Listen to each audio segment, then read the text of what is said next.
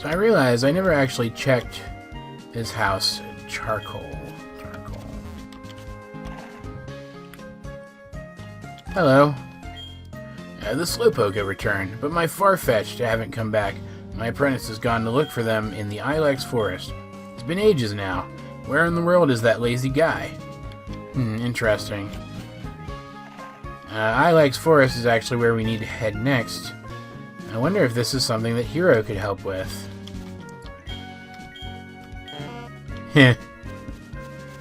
Let's head out of town. What's this?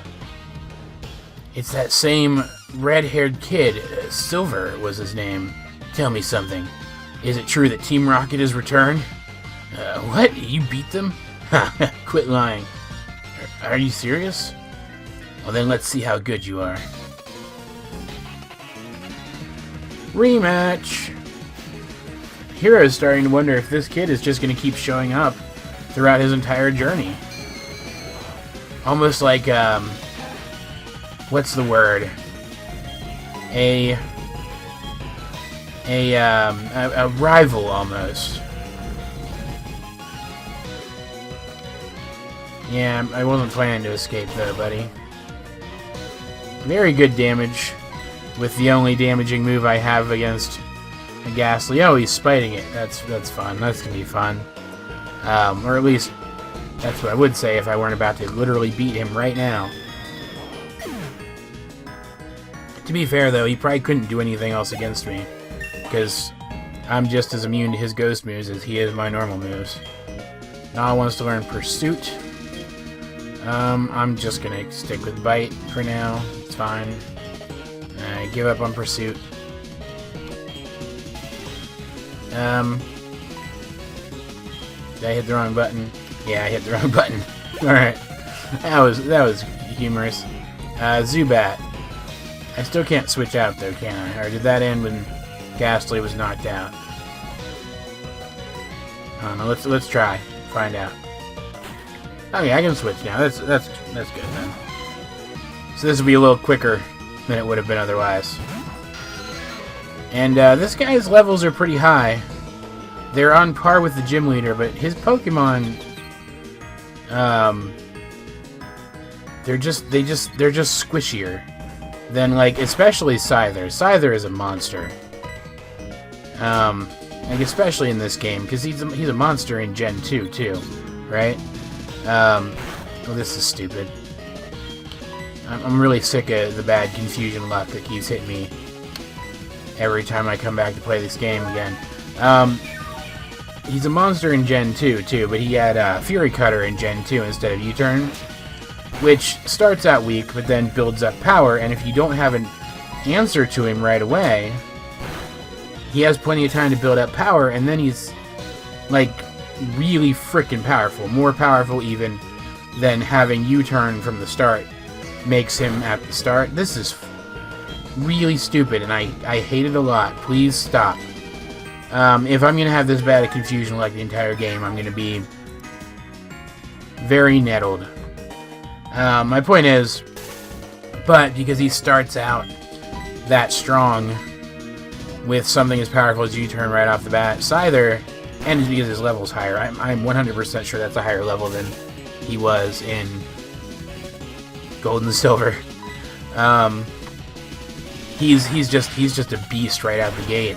These guys are like squishy first stage guys in evolution chains and stuff. Which, while they're good Pokemon, like Zubat's not a terrible Pokemon, and Ghastly's actually a really good Pokemon, and his starter's solid. He just isn't as big a threat as Bugsy was, is my point. Leveled up, learned Thunder Wave, which is a very useful move. I'm excited to have it. I'm going to switch to Feathers, who is going to be vastly underleveled for this, and I'm probably going to end up having to switch out. But Feathers needs to, 1, redeem himself, and 2, gain experience points. That is a level 18 Pokemon. I say you've got a lot of nerve coming here to this public place in this town populated by many people. Oh good, it has Reflect. That's great. Isn't Gust special, though? Or yeah? Am I remembering that right? That did practically freaking nothing. My god. And that's great.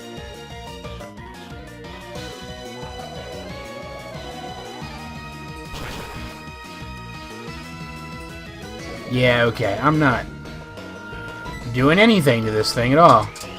And it has synthesis. Great.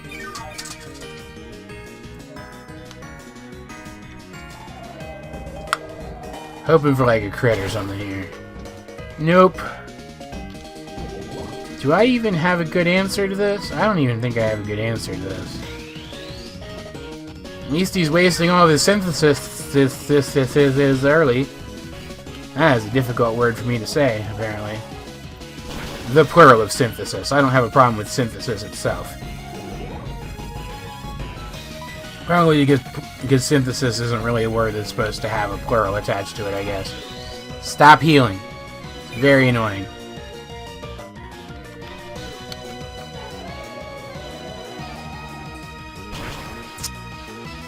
Alright.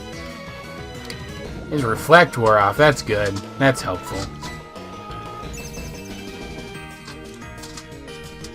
Is Gust physical and I'm getting that wrong? Is that why he keeps putting up reflects? Or is he just stupid? And I'm just weak. It's probably the latter. If he actually decides to hit me with something, I'm probably going to lose. So I'm going to switch. I'm going to switch into Beacon and try to paralyze it with my new Thunder Wave. Don't know how effective that's going to be, but it's really the only option I have. And there's Razor Leaf. Okay. And there's another Razor Leaf. Great.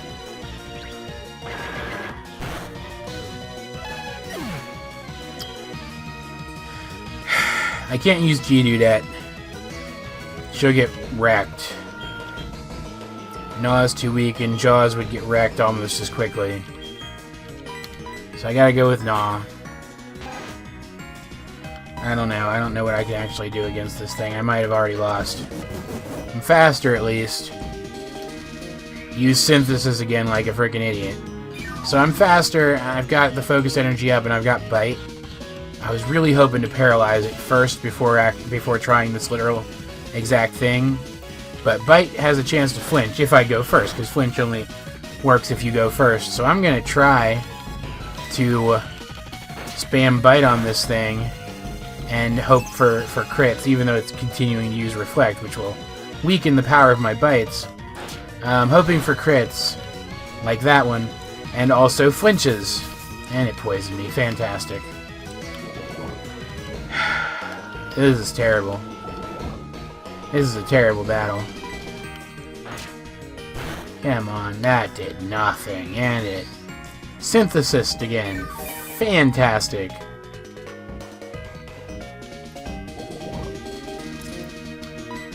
I honestly don't know if I can win this. I don't know if it's physically possible for me to win this. It flinched, though. I got a crit and a flinch in the same turn. That's fantastic luck. Let's see if we can keep that up for literally the entire rest of the battle. Nope, alright. That's probably going to knock me out because I'm just a retarded. Yep. Great.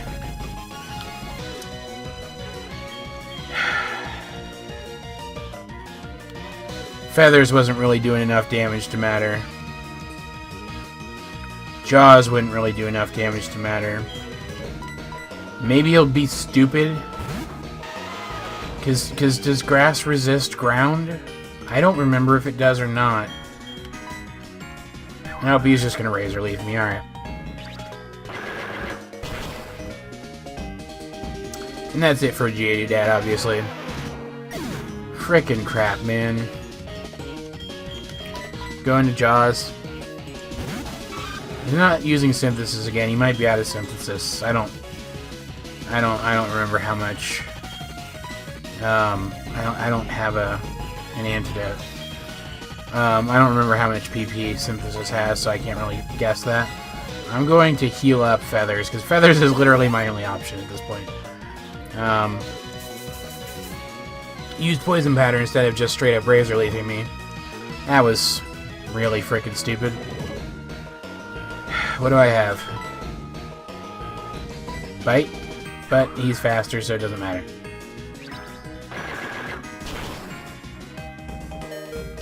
Didn't knock me out. So I get to at least do a little more damage. The poison didn't knock me out either. That's ridiculous. There's no way I could lose to a wimp like you. You are very handily defeating me, dude. You really don't have anything to worry about. I'm gonna Super Potion, even though it's not going to matter. He's got to be out of Synthesis, then. At this point. Now watch him prove me wrong and use Synthesis. Ooh, I dodged. If he hits me with Razor Leaf again, though, that'll do enough damage that the poison will then finish me off. If this doesn't just beat me, because the damage rolls. Okay. Bite it, come on.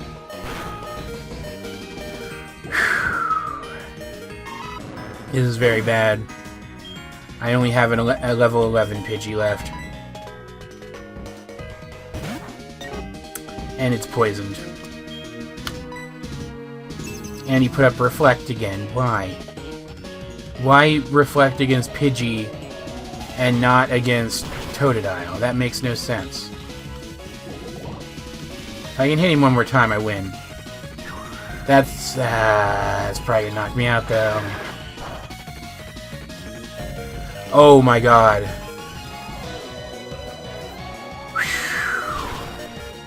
That was, wow, that was really tough. Holy crap. I'm severely underleveled, by the way. In case you hadn't noticed somehow, from the literal all of that. Leveled up twice, though, that's fantastic. Learned Quick Attack, which is also fantastic. I was gonna say, can we level up again? But no. Useless Pokemon. Listen, you won only because my something. I'm assuming it was an insult against this Pokemon. I hate the weak Pokemon trainers. It doesn't matter who or what. I hate to see them hanging around. That goes for Team Rocket, too. And they think they're big and tough, as long as they're in a group. But get them alone and they're weak. I hate them all. You stay out of my way. You won't be an exception if you get in my way. An exception to what? You hating everybody except yourself? Pretty sure I'm already not an exception. And I never would have assumed that I would be. Heal up real quick. Jesus Christ. I need to start doing more, like, actual battling of wild Pokemon instead of running from them. Though, to be fair, this is exciting. Pokemon games usually aren't difficult for me, so making them a little more difficult by being underleveled is not entirely unwelcome. Alright. Let's actually switch and put feathers first. I'm actually going to organize these guys, because I want to level Jaws up a little bit too soon. So I'm trying to remember. I think Pidgey evolves at level 16. I think Totodile does too. I could be wrong, but I think that's the case. The forest is watched over by its protector. Stay out of mischief. Alright, sure. Thanks, lady. Nice. Very pretty pixel art. Hello. Oh man, my boss is going to be angry. The Farfetch'd that cut trees for charcoal took off in the forest. Can you catch them for me? Farfetch'd has sensitive ears. If you step on a branch, they will face towards you. That's your chance. Sneak up behind and catch them. Do you think you can do that? I mean, probably. It's not going to be fun, though. This is actually cool. They really expanded on this part of the game in comparison to what it was in Gen 2.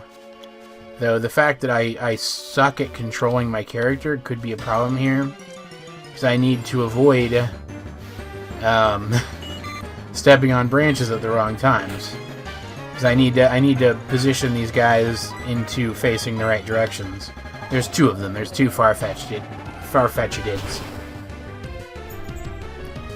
Very good damage. Though, to be fair, it's a very low-level Pokemon. I got practically no experience from that. Fantastic. Hey, Farfetch'd. Oh, never mind. Very sensitive ears, but it can't hear the battle happening literally right behind it. Alright, that's good game logic. Come on, finish it off quick. Need to move on. Boom. Come on. There we go. That gave me a little bit better. Alright, got him. Now I go back to this guy for some reason. Wow, you found a Farfetch'd, thank you. But there's one more missing. If you step on a branch, it will face that way, remember? That's your chance to catch it. Sneak up on it slowly from behind. Thanks, I can remember the thing that you literally just told me a second ago. Believe it or not. Item. It's a revive. I could have really used revive earlier. Alright. Now, I don't actually remember where the other one is or how to deal with it. So, we will figure that out when we get there, I guess.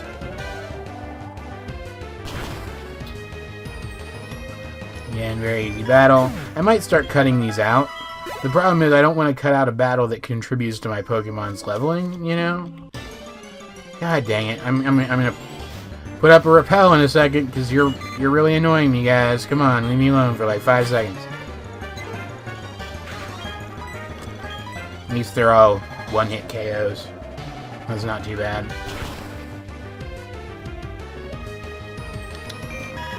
It's just the game's a little slow, man. Like the damage bar goes down slow, the XP bar comes up slow. There it is, okay.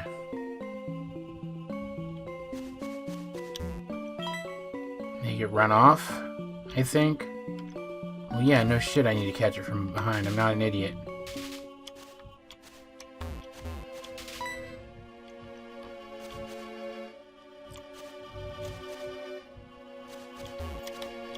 I think I see how to do this. After this random Pokemon battle, it's a Paris, that's pretty interesting. Paris learns a lot of, like, powder moves, which is pretty cool. Again, though, otherwise it's not a great Pokemon. Nice. Will that give me more experience, since it's not a Caterpie? Yeah, that's actually pretty good. And I leveled. Excellent.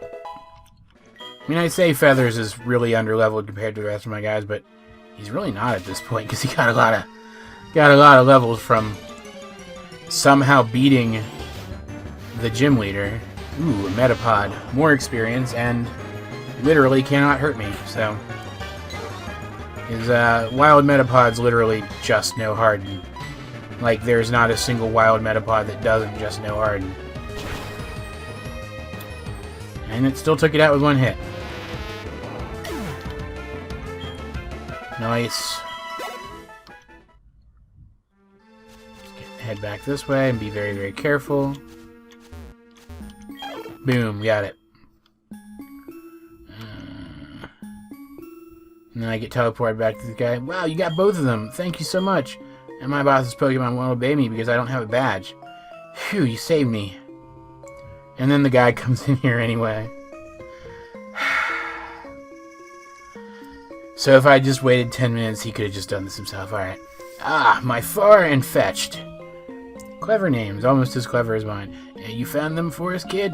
Without them, we wouldn't be able to cut trees for charcoal. Thanks, kid. Now, how can I thank you? I know, here, take this. HMO1 for cut, which is a lackluster, normal type physical move that doesn't even have 100% accuracy as far as I remember. Need the gym badge to use it? Thanks, I got it. But, because this is an older style Pokemon game, I have no choice but to make use of it. I'm not using Roost yet, in case people were wondering why I didn't give that to Feathers, because I'm pretty sure, I could be misremembering this, I'll check on it later, but I'm pretty sure the Pidgey line learns Roost at some point, and I have other things I can use it for, because TMs are only one use in this game. It's an important thing to remember. Who can learn Cut out of my guys? Jaws can, Gnaw can. I don't really want to give it to Jaws, because Jaws is going to have all the water-related HMs, probably. Give it to Gnaw, and I can give it to somebody else later if I do end up switching Gnaw out, which I'm fairly sure I'm going to. Get rid of Tackle for it, it doesn't really matter. Not like I'm using Tackle anyway. And whereas TMs are one-use, HMs are, of course, multi-use. Always have been, and always will be, assuming that they make return to the games. I'm actually going to save real quick while I'm in here, because it's been a while since I have now. Like, almost an hour. And now, with Cut on one of my Pokemon... Come on, move, Hiro, let's go. I can cut down these conspicuous little trees that you would expect my character to be able to just walk by. And here we have the Shrine to Celebi, the Forest Protector, which is literally just a decoration at this point. What does this say? Trainer tips. Alex Forest is so overgrown with trees that you can't see the sky. Please watch out for items that may have been dropped. But I'm not going to warn you about the Pokemon that could jump out at you at literally any time. I was going to say, this little path here is too conspicuous. There's got to be an item at the end of it. It just wouldn't make sense for it to be there otherwise. Ooh, he's actually pretty cool. I don't know if any of my Pokemon can do the thing that he teaches them to do, but we'll find out in a minute. After I beat another Caterpie with one hit.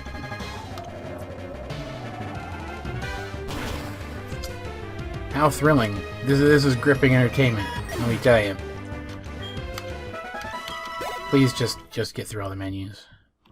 Have to go around to get to him. There's certain... This is stupid. There's so many freaking Pokemon. Like, I know I need to level up. I am under-leveled for this point in the game, obviously. But, man, it's just annoying when I'm not trying to encounter Pokemon, you know? When I'm actually trying to encounter Pokemon, it's fine. But when I'm not, it's annoying. This guy teaches you Headbutt. There are certain trees in the game. How do I get to him, then? Has to be like around further and then I backtrack a little bit. He teaches your guys Headbutt. There's certain trees in the game where you can Headbutt them and it'll dislodge a Pokemon. I'm just gonna run away, I don't care. And that's the only way you can get, like, I'm pretty sure Heracross can only be encountered through Headbutts. So yeah, it's around here. And Headbutt's also like a fairly solid move just in general. It's a normal type move, but it's not bad. So I might as well see if any of my guys can learn it while they're here, in place of like status moves that I never use or weaker normal type moves, you know? There's literally no reason not to. And there's that added benefit of the overworld interaction with the trees to consider. Assuming I ever get here through this frickin' sea of Caterpies. Oh, and Wade's calling me. But got interrupted by a cutscene that I forgot was going to happen. Hey, buddy. What am I doing? I'm shaking trees using Headbutt. It's fun. Here, you try it with your Pokemon, too. Sure. Who can learn it? Looks like anybody can learn it. Can Feathers learn it? So tell me that it can't, then. I don't know that I actually want to put it on Geodude, though. No, I don't want to put it on Geodude. Gotta go through the friggin' dialogue again. I'm just not gonna worry about it then. I don't want to give it to anybody else. Alright, I didn't really think that through. Okay, but still, that's a thing you guys can keep in mind if you're ever playing through this game for the first time. Another one of those where they're, oh yeah, Camino Girls. Camino Girl, lost and all alone. Poor girl lost in the dark. Ilex Forest. The little dance. What? You remember me from Violet City? You must be imagining. Anyway, will you show me how to get out of this forest? Yeah, sure. You will? Aren't you lost in the forest as well? No, I'm just kind of walking north. I figured I'd eventually get somewhere. Oh, and my Pokemon shows us the way out. I forgot about that. That's very cute, and I like it a lot.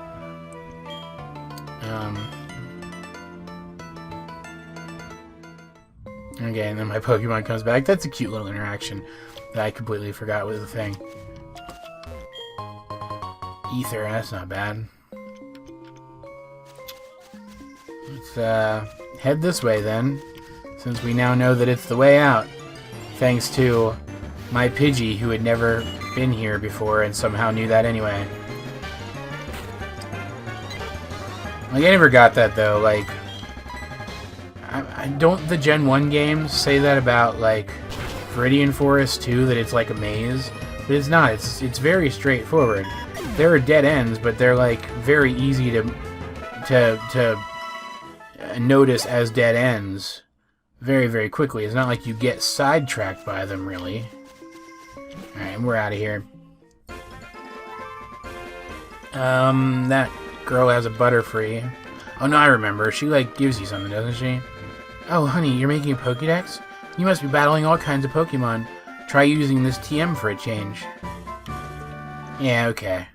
So the Butterfree's there to taunt, which is not something I'll use, but it's still a good TM. The Butterfree is just there to telegraph that she gives you something. Did you see the shrine that pays homage to the Protector? This Protector watches over the forest from across time. I think it must be a Grass-type Pokemon. It is, says me, AJ, who knows that. Hiro wouldn't know that. He might know, I guess.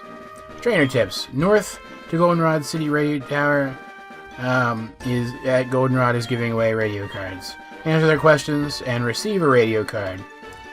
Alright, so I'm actually very excited about this. Not specifically this battle, but what's about to happen here in a minute. Youngster Samuel has a Rattata that's only level 7. This is why it's so hard to level in this game, man. The trainers are all weak sauce. Not a very balanced game, all things considered. Still loads of fun, though. Still a very good game.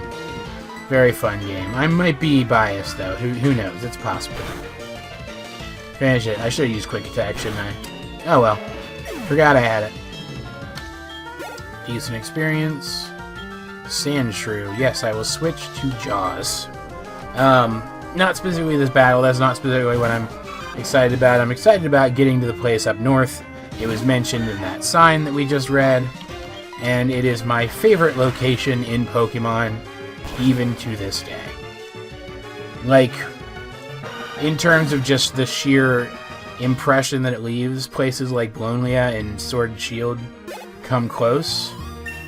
But I really love Goldenrod City, man. I can't even really explain why now. I don't care about Scary Face. I literally could not care less. I can't articulate why. It might just be that I spent a ton of time here back when I was playing my original Gold version. Let's switch to Beacon, give Beacon some experience. Because I did a ton of training in the grass south of Goldenrod. I dabbled with breeding at the daycare.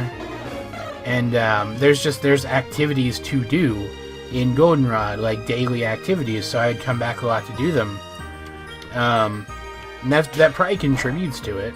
I really like it. It felt like a place that it felt almost alive. And if you recall from my Sword and Shield Let's Play, one of the things I talk about is that Pokemon games, once the story aspect is done in a given area, they kind of stop feeling as alive anymore. Goldenrod, I guess, never quite reached that point for me. Alright, one more Spearow and we can move on. This guy's got a lot of Pokemon. They're pretty weak. There sure are a lot of them. Let's go. Alright. And I gotta say, I appreciate that they didn't, like, try to update the rosters of every person in this game and change the encounter levels and stuff to balance the game better. That they kept it roughly the same. But also, they probably should have balanced the game out better. All things considered. I love this area so much. Hello. Are you a trainer? Let's have a practice battle. See, a practice battle. This is another one of those things, like I was talking about before in a previous episode about how Johto seems so much more laid back than like Kanto does, or for example. Like, it's not a battle between two trainers on equally important journeys, or at least equally important to them as characters. It's a practice battle where I pit my Pidgey against a Hoppip which literally cannot hurt it at all. Like, it feels different, you know? It feels... I'm trying to articulate it for you. The Kanto games, I guess the best way to say it would be the Kanto games feel like not as much as Sword and Shield do, but like they feel like you feel like you're setting out on a journey with a specific goal, and there are motivations, and you're driven to reach your goal. Whereas in Johto, it just kind of feels like you're out for a stroll and you happen to be taking on these challenges for the fun of it as you go. And I like that better. I like that feel better. Bulbasaur. I think I can handle a Bulbasaur. It's actually pretty threatening, especially compared to Hoppip. Still not as high a level as my Pokemon, though. Which is a little disappointing. It's like, with just a couple levels, she could have herself an Ivysaur, and this would have been a much more difficult battle. Good experience. And another Hoppip. Alright, not an issue. Not a difficult fight. It's still a fun one, because I remember this character from when I played Gold. Like, that's how nostalgic I am for Gold version, man. Like, I associate her with Hoppip, right? I didn't even remember that she had the Bulbasaur, but, like, I remember her as a character. Like, how crazy is that? Whenever I see a strong trainer, I want to be their cheerleader. When I'm out on a walk, I sometimes pick up items. If I find anything, you can have it. And want to give me your number? I'll call whenever I get anything. Yeah, sure. There was another guy over to the east here, who I should have gone and battled him first, probably. But I wanted to walk through the grass. Drowsy, which is a very interesting Pokemon to put here. Probably because I guess Psychic types are, like, seen in cities a lot in the Pokemon world. They like being more intelligent. They live closer to civilization. And Goldenrod is a very big city, and it's just north of here, but still, it's this, like, idyllic walking path. And there's just Drowsies chilling out here. It just strikes me as kind of weird, but he's a very solid Pokemon. It's nice that he's available in the wild so early in the game. I'm not going to use him because I don't care about Drowsy. I'm actually going to switch to Jaws probably, because Jaws has Bite, and Bite will do a lot of damage to this guy. No, but Drowsy is pretty bulky, which is pretty nice. Stop hypnotizing my guys. It's very annoying. He's pretty bulky, which is nice. Psychic typing is a solid typing. All in all, a good Pokemon. Just not one I'm personally interested in. And for some reason it tried to hypnotize me again, even though I was already asleep. Alright. It's a good Pokemon, it's just not very smart, I guess, apparently. Whatever. Feathers got 72 experience, Jaws got 72 experience, not bad. Let's battle this guy real quick. I just got my Pokemon back from the daycare. Let's see how much stronger it got. Okay. And he is a Pokefan. And it's a Snubble. And I'm still asleep, because I'm a freaking idiot who forgot I'm still asleep. Switch to Geodude, I guess.